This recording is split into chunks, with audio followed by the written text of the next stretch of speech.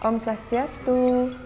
Kali ini kita akan membahas statistika, kemudian penyajian data pada statistika. Nah, bersama saya Pak Jun dan Bu Dayu Rahastuti. oh ya, kita sampai sekarang masih waspada corona ya, Bu ya. Iya. Nah, di sini ada grafik corona sampai Juni 2020. Kalau sekarang Bulan udah Agustus, kira-kira naik apa enggak itu ya? Nah itu kan kelihatan ada naik, ada turun, tapi terakhir tuh kelihatan naik lagi. Dan kayaknya bakal naik lagi ya kalau kita tidak Ya, menjaga. mudah-mudahan tidak naik lagi. Mudah-mudahan tidak naik lagi. Nah, ini kasus yang terbaru Itu yang ada grafik itu apa itu ya? nggak kelihatan. Transmisi lokal. Oh, transmisi lokal itu. Ada WNA, udah banyak ya transmisi lokalnya. Ya, itu yang banyak sekarang. Tapi yang perlu kita lihat kan ini Bu, kasus sembuh Ya, namanya. iya. Tapi- Lagi, Nah, itu. ini dia resminya 14 Agustus 2020. Ini untuk provinsi kita. Untuk Bali ya? Ya, jadi kita bisa baca di sini Ada positifnya 4.200, Jadi sudah segitu di Bali. yang masih dirawat 490 90. orang. Ire yang sembuh Sembuh udah banyak ini sembuh, 87,4%. dan turut berduka cita bagi yang meninggal. Ya. 51. Nah, ini semua terkait dengan yang namanya statistika. Kita lihat pengertiannya ya. Ya. Pengertian yang ada di statistika. Panjang ini ya sebenarnya ya. Iya. Dari proses ngumpulin datanya, habis itu disusun, Setelah itu menyajikan, mengolah, setelah itu menarik kesimpulan. habis Setelah itu ditarik kesimpulan, baru kita mengambil keputusan. berarti data-data yang tadi itu kayak kita baru Penyajian datanya. ya. Mungkin datanya dikumpulin habis itu kemudian disajikan bentuknya Bentuknya kayak yang bisa, tadi. Ya. Ini istilah-istilah lainnya ada yang namanya populasi. Ya, istilah-istilah sebelum kita mulai pada menghitung statistik, kita harus tahu dulu istilah-istilah, misalnya apa yang dimaksud dengan populasi.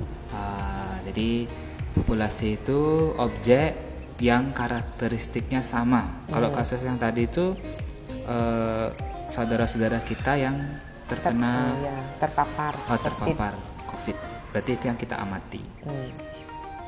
Kemudian sampel, Ada sampel bagian dari populasi yang masih memiliki sifat.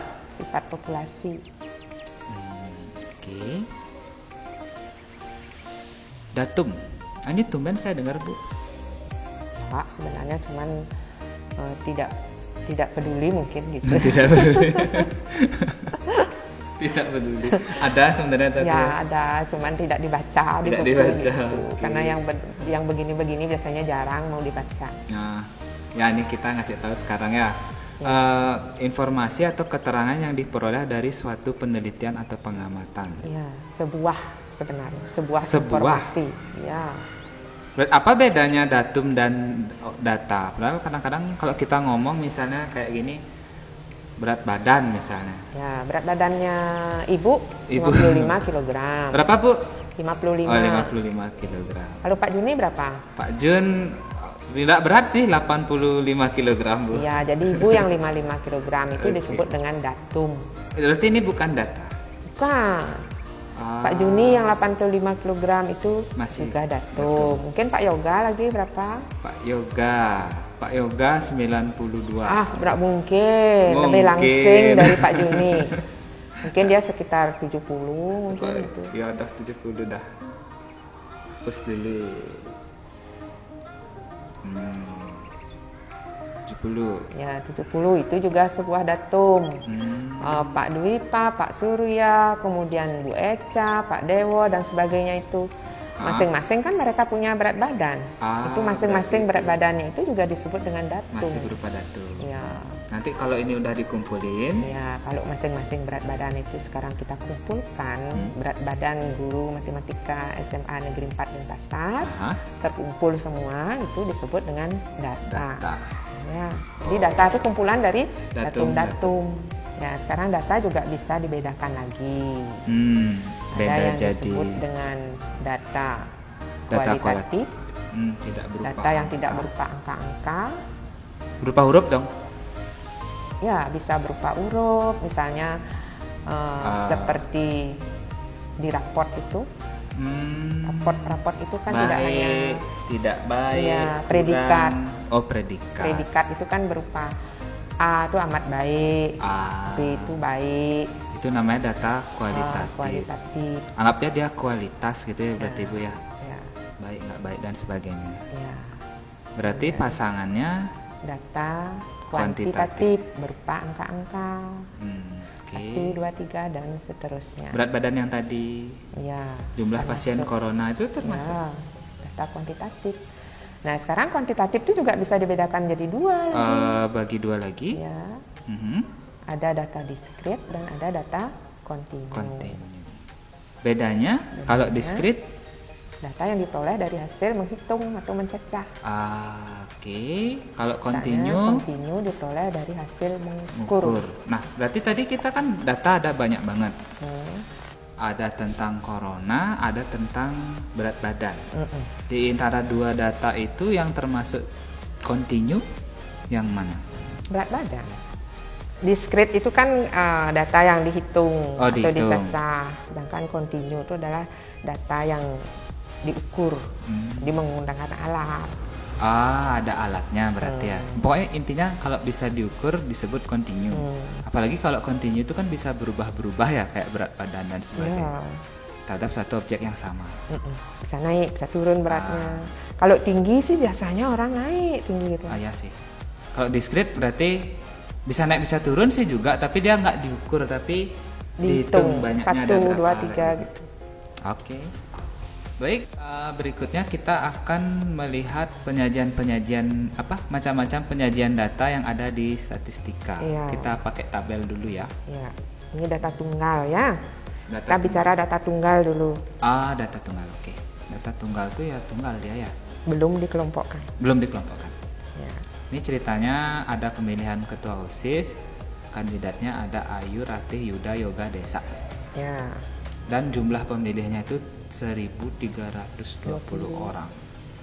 Nah, data-data kayak gini ini adalah data diskrit. Bisa dibuat ya grafiknya. Bisa disajikan dalam bentuk diagram lingkaran, bisa disajikan dalam bentuk diagram batang. Nah, itu. Kalau diagram lingkaran memang harus pakai persentase ya? Ya, ini kan di SMP sudah dapat. Bagaimana caranya mencari juring-juring lingkaran itu, berapa besar sudut pusat juring itu, di SMP sudah dapat. Kira-kira gimana ya? Oh, berarti ingat ya? Masih ingat sih kayaknya yang itu ya. Ya, bagaimana caranya untuk mendapatkan 9%, 34%. Biar bentuknya segini. Ya. Itu coba ya buka-buka aja lagi. Ya, dibuka-buka catatannya lagi ya. Catatannya atau buku-buku SMP. Oke, kemudian bisa juga disajikan dalam bentuk diagram batang. Kalau diagram batang kayaknya gampang dibaca, tinggal kita lihat di sini. Ya. Namanya Ayu, perolehannya 250 kayak gitu aja ya, tinggal dibaca ya antara bagian antara 1.320 pemilih, jadi dia mendapat suara 250.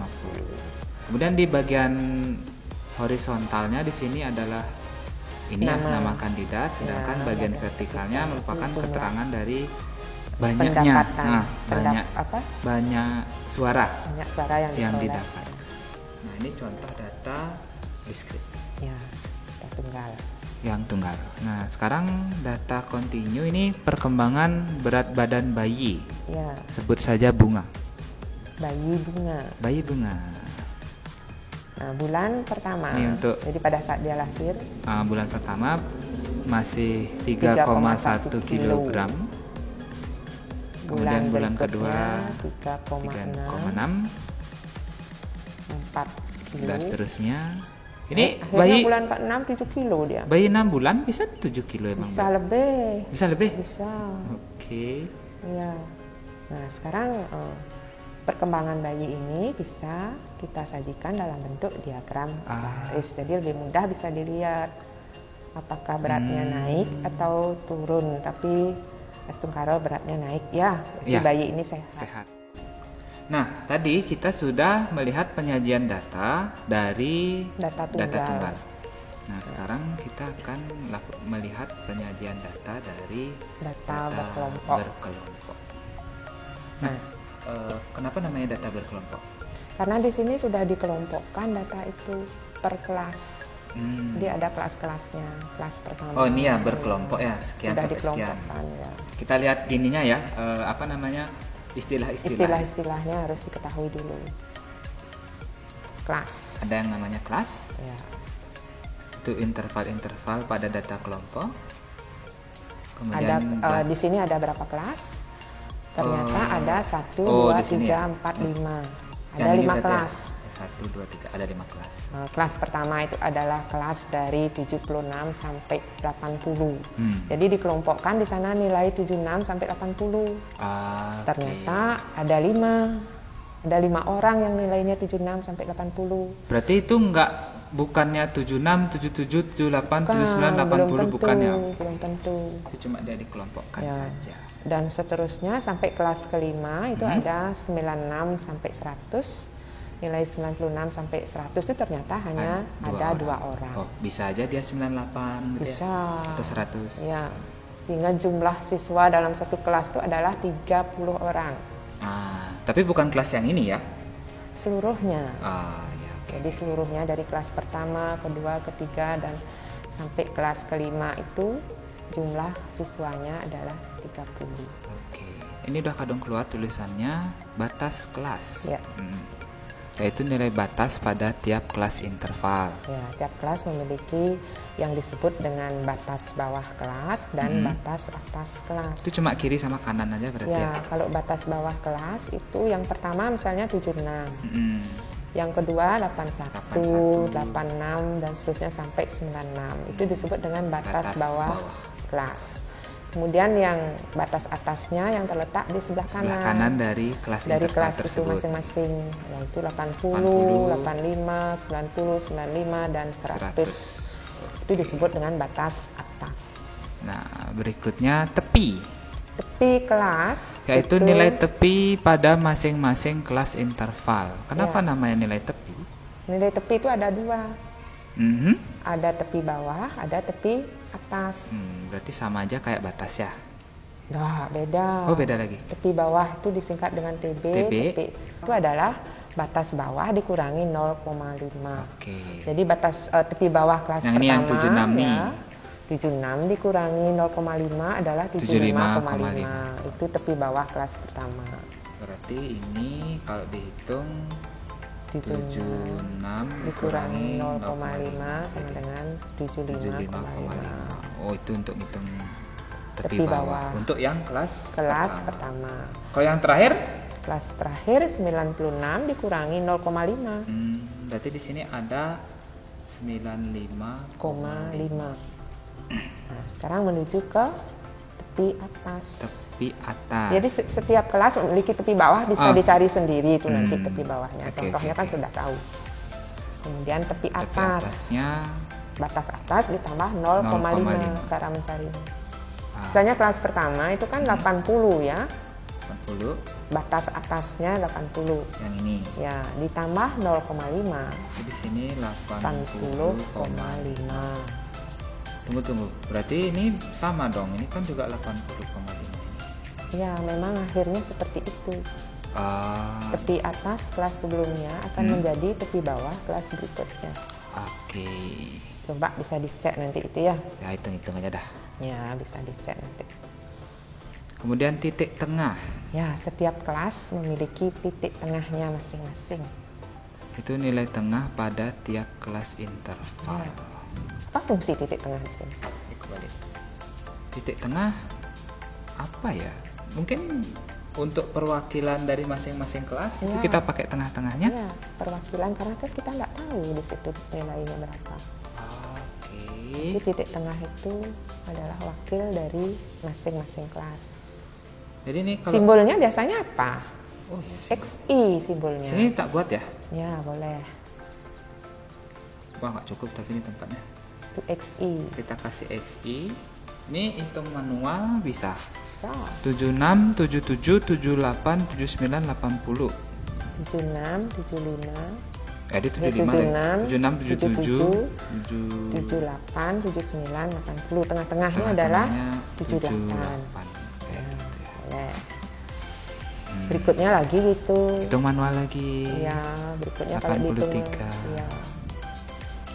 Lagi Ini hitung manual lagi. 88. Tapi ini berpola jadinya? Ya, sebentar berpolanya. Nanti kalau sudah ketemu panjang interval kelas, bisa lebih mudah. Jadi kalau panjang interval kelas, yaitu panjang interval tiap-tiap kelas dan harus sama. Nah, gimana caranya mencari panjang interval tiap kelas? Bisa juga manual seperti tadi, pakai jari. Kita ambil contoh kelas ketiga. Ya, 86. Ini kalau manual 86, 87, 88, 89, 90. Berapa itu? Ini panjang intervalnya adalah 5. 5. Ini kalau ngitung manual. Ya. Terus ada cara lain ngitungnya? Bisa. Bisa juga tepi atas dikurangi tepi bawah. Oh, berarti ini cari dulu berarti di Ya. kelas yang ketiga nih. Berarti tepi atasnya 90,5 90,5 dikurangi. tepi atas dikurangi tepi bawah. Ini ngitung interval ya? Ya. Panjang interval kelas. Oh, panjang interval. Kurangi. Dikurangi Oh, berapa tuh? 85,5. Oh, 85,5. Jadi sama dengan 5. Oh, Ya. banyak sebenarnya cara ngitungnya Ya. ya. Nah, bagi kalian yang tahu cara ngitung yang lain, silahkan. Ya. Nah, sekarang mumpung kita bicara panjang interval kelas, untuk mencari titik tengah berikutnya itu cukup Anda cari titik tengah kelas pertama. Untuk mencari titik tengah kelas berikutnya ditambah panjang interval kelas. Oh, ini pola yang tadi. Iya. 78 tambah 5. Oh iya, 5. Panjang interval kelasnya kan ini 5. 93, enggak usah Iya. enggak usah nyari. Ya, tambah Ini 5. tambah 5 lagi 98. Ya, begitu caranya. Berarti panjang interval kelas pun bisa dicari dari sini dong. Siapa tahu polanya duluan kita temuin. Iya, berikutnya dikurangi sebelumnya. Oke. Tapi harus berurutan. Ya. Nah, panjang interval kelas itu biasanya disimbolkan pakai apa? Ada sih buku yang kemarin simbolnya P. Ya, ada juga pakai Simbolnya simbol I. Ya, yang mana aja boleh. Yang penting bukan dua-duanya. Ya. PI jadi.